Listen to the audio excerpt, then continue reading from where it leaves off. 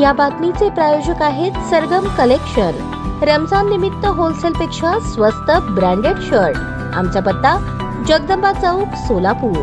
सोलापूर शहरातील उड्डाणपुलाच्या सुधारित प्रस्तावासाठी 966.24 कोटी रुपयांच्या निधीला मंजुरी देण्यात आल्याची माहिती केंद्रीय रस्ते वाहतूक आणि महामार्ग मंत्री नितीन गडकरी यांनी दिली। उड्डाणपुलाच्या कामाला सुरुवात होण्यासाठी पालकमंत्री जयकुमार गोरे, आमदार सचिन कल्याण शेट्टी आणि आमदार देवेंद्र कोठे यांनी केलेल्या पाठपुराव्याला यश आले आहे। 2015 साली सोलापूर शहरातील जुना पुणा नाका ते पत्रकार भवन तसेच जुना बोरामणी नाका ते पत्रकार भवन असे 2 उड्डाणपूल मंजूर झाले आहेत। उड्डाणपूल मंजूर होऊन 9 वर्षे उलटली तरीही तांत्रिक कारणांमुळे उड्डाणपूल बांधण्याच्या कामाला विलंब लागत होता। नुकत्याच झालेल्या नागपूर अधिवेशन काळात आमदार देवेंद्र कोठे आणि आमदार सचिन कल्याण शेट्टी यांनी केंद्रीय रस्ते वाहतूक आणि महामार्ग मंत्री नितीन गडकरी यांची नागपूर येथे भेट घेऊन उड्डाणपुलाच्या कामासाठी निधी आणि इतर बाबींची पूर्तता करण्यासाठी मागणी केली होती। तसेच आमदार देवेंद्र कोठे यांनी अधिवेशनात उड्डाणपुलाबाबत लक्षवेधी मांडली होती। 90% भूसंपादन आणि निविदा प्रक्रिया होऊनही दोन्ही उड्डाणपुलाचे काम अद्याप सुरू झालेले नाही। ते कधी सुरू होणार असा प्रश्न आमदार देवेंद्र कोठे यांनी मार्च महिन्यात झालेल्या अर्थसंकल्पीय अधिवेशनात लक्षवेधीच्या माध्यमातून उपस्थित केला होता। यावर उद्योग मंत्री उदय सामंत यांनी तसेच नगरविकास खात्याने सकारात्मक उत्तर देत लवकरच उड्डाणपुलाचे काम सुरू होण्याकरता शासन स्तरावरून प्रयत्न होतील असे सांगितले होते। पालकमंत्री जयकुमार गोरे यांनी जिल्हा नियोजन समितीच्या बैठकीत शहरातील दोन्ही उड्डाणपुलाचा प्रश्न मार्गी लावण्यासाठी शासन दरबारी पाठपुरावा करण्याचे आश्वासन दिले होते। सोलापूर महानगरपालिकेचे आयुक्त डॉ.